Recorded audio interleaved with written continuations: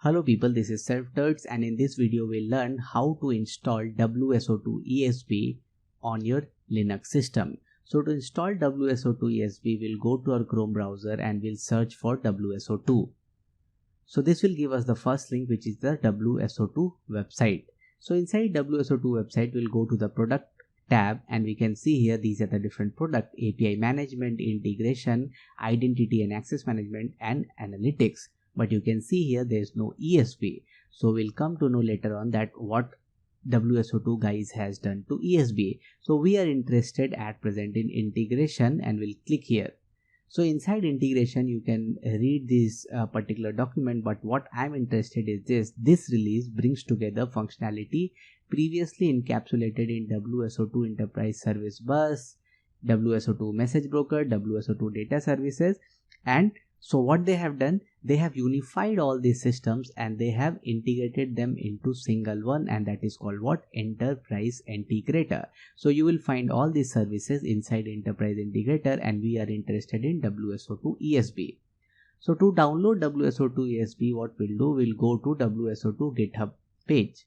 So we'll search for WSO2 GitHub and the first link will be the WSO2 GitHub.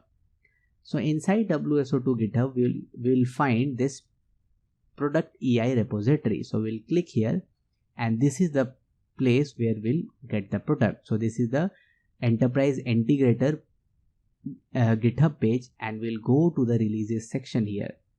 So you can see here there are 57 releases, and based on the time when you are seeing this video, you will get more releases. So this is the latest release that is present here. So what we'll do, we'll download this particular zip file, which is the binary file for WSO2 Enterprise Integrator. So we'll when we hover over it, you can see on the leftmost bottom there is a link. So this is the download link. So what we'll do, we'll copy it. We'll copy the link address and then we'll go to our Linux machine. So I'm inside my Ubuntu machine, and what I'll do, I'll use the tool wget, which is used to download stuff from internet, and I'll type wget and the link. So I'll hit enter and this will start to download the WSO2 Enterprise Integrator. So depending on your internet speed, it will take some time. So I have already downloaded it on my system. So I'll close this particular download. So I'll hit Ctrl+C to close it, and if I'll do ls, then you can see this file which was the current download, and this is the backup file which I have already downloaded. So when this download is successful on your system, then you will get a WSO2 EI 6.30 emmet zip depending on the link from where you're downloading. So this version will get changed. So what I'll do, I'll just remove this particular one because it has not downloaded successfully. So I'll remove this. So you don't need to do these steps because I have already downloaded it as backup. So I'll just move it. So I'll type WSO2, move WSO2 backup to symbol WSO2 6.3 emmet zip. So this is the downloaded file, actual downloaded file that you will get. Now what we need to do, we need to unzip this file. So to unzip it, we should have unzip as a tool on our Linux system. So what I'll do, I'll type unzip and then WSO2, this particular zip file. I'll hit enter and it will start to inflate it, which means it is trying to extract the data which is present inside that zip, and it will place all the data in this current folder itself. So the folder is getting created here, WSO2 ES 6.3.0 emmet, and inside this all these folders are getting created and the data is getting unzipped. So we'll see the folder which has been created when this particular product gets fully unzipped. Now the unzip has been successful, and we'll do ls. So you can see here this particular folder has been created. Now one important thing to note is that to run this WSO2 EI on your system, you need Java 1.8. So I have already installed Java 1.8 and you need to define your Java home. So I have defined my Java home here. So I'll say sudo and then vim and then etc profile. So I have defined the Java home inside my etc profile because inside etc profile I can define different settings for all the user. So when the profile gets loaded, that particular setting is loaded. So you can also define it inside your bash rc file.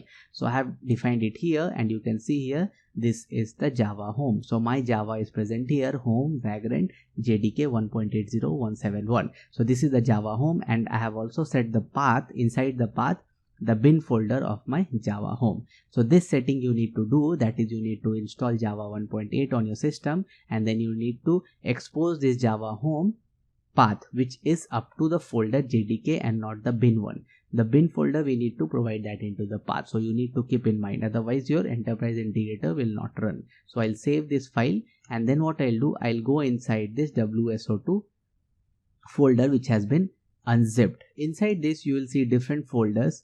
So currently we don't need to know about all this folder, we just need to know from where we'll run our particular software. So the particular software that we need to run, that is enterprise integrator, is present inside bin folder. So we'll go inside bin folder, and if you do ls, then these are the different binaries or script files that are present. So we are interested in what? We are interested in integrator.sh. So we need to run sh integrator.sh and we'll hit enter. Now you can see here there is a Java home environment variable which is present here. So again I am trying to remind you that you need to set this Java home to your JDK folder. Now the system is getting started, and this enterprise integrator starts too many services before starting itself. So this will take some time to start, and we'll see when the enterprise integrator has successfully started.